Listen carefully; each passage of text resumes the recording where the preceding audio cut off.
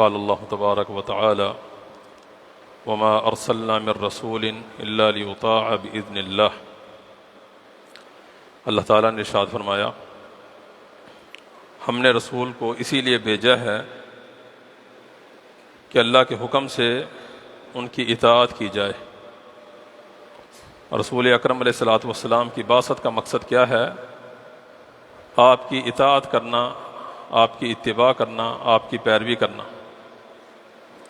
اور ہدایت صرف اور صرف آپ کی اطاعت میں ہے، آپ کی پیروی میں اللہ تعالیٰ نے ہدایت رکھی ہے، اور کسی چیز میں ہدایت نہیں ہے۔ وَإِن تُطِيعُوهُ تَهْتَدُوا، اگر تم ان کی اطاعت کرو گے ہدایت پا جاؤ گے، کیونکہ ان کی اطاعت، آپ علیہ الصلوۃ والسلام کی اطاعت صرف آپ کی اطاعت نہیں ہے بلکہ عرش والے رب کی اطاعت ہے۔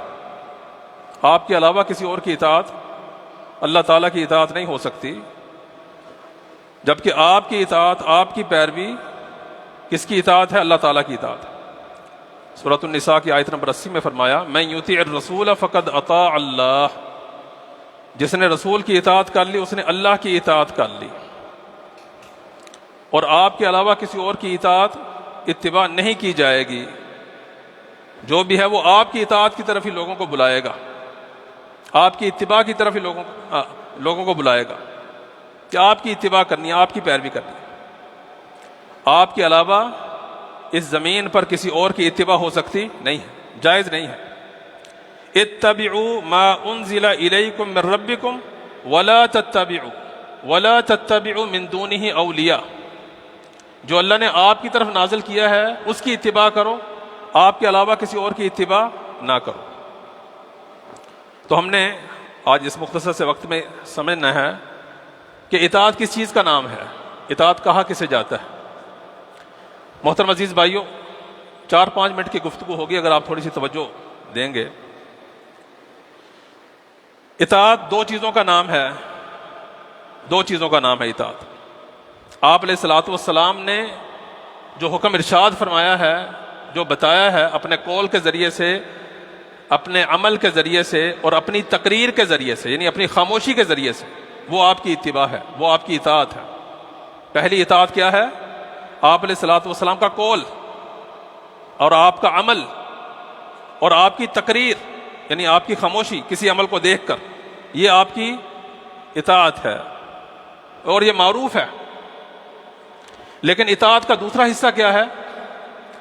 جس عمل کے بارے میں آپ نے نہیں بتایا امت کو اپنے قول کے ذریعے سے یا عمل کے ذریعے سے، وہ عمل نہ کرنا، یہ بھی آپ کی اطاعت ہے۔ دین کے معاملے میں، دین کے معاملے میں اطاعت دو چیزوں کا نام ہے۔ اہل اسلام نے توحید کو سمجھنے میں بھی غلطی کی، اور اسی طریقے سے آپ علیہ الصلوۃ والسلام کی اطاعت کو سمجھنے میں بھی غلطی کی ہے۔ توحید کو جب سمجھا تو ایسے سمجھا کہ اللہ تعالیٰ مشکل کشا ہے، یہ کافی نہیں ہے۔ اللہ کے سوا کوئی مشکل کشا نہیں ہے، یہ مکمل توحید ہے۔ اللہ تعالیٰ مدبر الامر ہے، اللہ کے سوا کوئی مدبر الامر نہیں ہے، یہ مکمل توحید ہے۔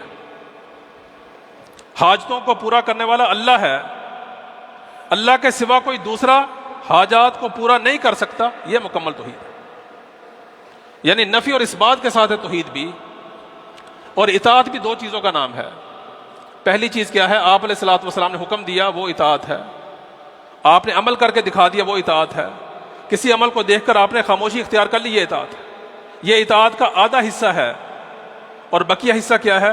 آپ علیہ الصلوۃ والسلام نے جس چیز کا حکم نہیں دیا اس سے رک جانا، وہ بھی اطاعت ہے۔ کوئی شخص جو ہے وہ طواف کرے اور 8 چکر لگا لے، عبادت اس نے زیادہ کی ہے نا بھائی، اللہ کا ذکر زیادہ کیا ہے، اب یہ اطاعت ہو جائے گی؟ یا کوئی اٹھ کے یہ کہے گا منع کہاں پہ کیا ہے؟ بتائیں منع کس جگہ پر کیا؟ آپ علیہ الصلوۃ والسلام نے حکم نہیں دیا، آپ نے نہیں کیا، یہاں پر وہ کام نہ کرنا آپ کی اتباع ہے، آپ کی اطاعت ہے، یاد رکھیے۔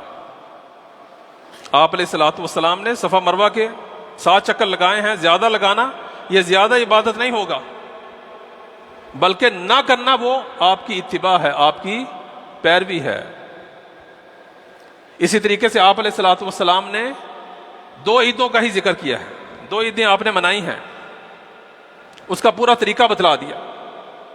عیدین کی نماز کس وقت پڑھی جائے گی، کتنی رکعات ہوں گی اس کی، عید کے دن آپ نے راستہ کیسے اختیار کرنا یہ بھی بتا دیا، لباس کے حوالے سے آپ نے بتلا دیا ہے، کھانے پینے کے حوالے سے آداب کو بتلا دیا آپ علیہ الصلوۃ والسلام نے۔ جبکہ تیسری عید، اس کے بارے میں لوگوں نے یہ کہا کہ اس دن خوشی منانی چاہیے، لیکن طریقہ نہیں بتایا، کیونکہ ثابت نہیں کر سکے نا، آپ علیہ الصلوۃ والسلام کے اس فرمان کو ثابت نہیں کر سکے کہ آپ کی ولادت کے دن کو خوشی منانا ہے، اس دن جشن منانا ہے، کیسے منانا ہے، طریقہ کار کیا ہوگا اس کا، اس کی تفصیل حدیث میں آنی چاہیے تھی نا۔ آپ علیہ الصلوۃ والسلام نے جب کسی چیز کا حکم دیا وہ کر کے دکھا دیا۔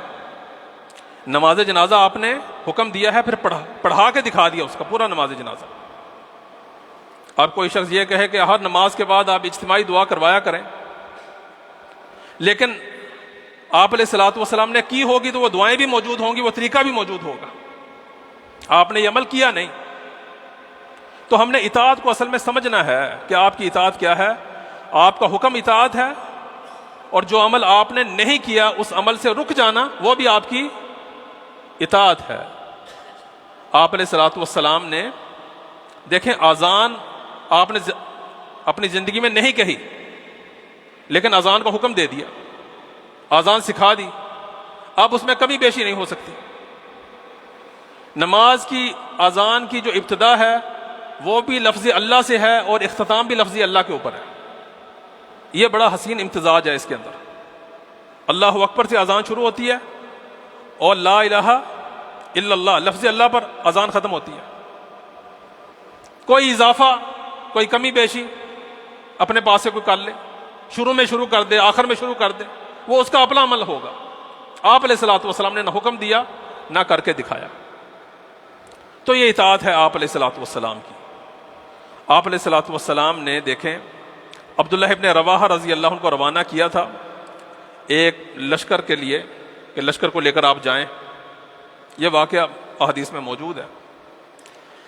عبداللہ ابن رواحہ رضی اللہ عنہ اس وقت روانہ نہیں ہوئے، اور اگلے دن آپ علیہ الصلوۃ والسلام نے ان کو دیکھا، وہ سامنے بیٹھے ہوئے جمعے میں، سامنے تشریف فرما ہے۔ آپ نے ان سے پوچھا کہ آپ روانہ نہیں ہوئے؟ انہوں نے آگے سے جواب دیا، اللہ کے رسول، میں یہ سمجھتا تھا کہ شاید میری زندگی کا آخری جمعہ ہو، آپ کا دیدار کر لوں، آپ کے پیچھے جمعہ پڑھ لوں، مسجد نبوی کے اندر نماز کو ادا کر لوں، عمل بھی اچھا ہے، نیت بھی اچھی ہے۔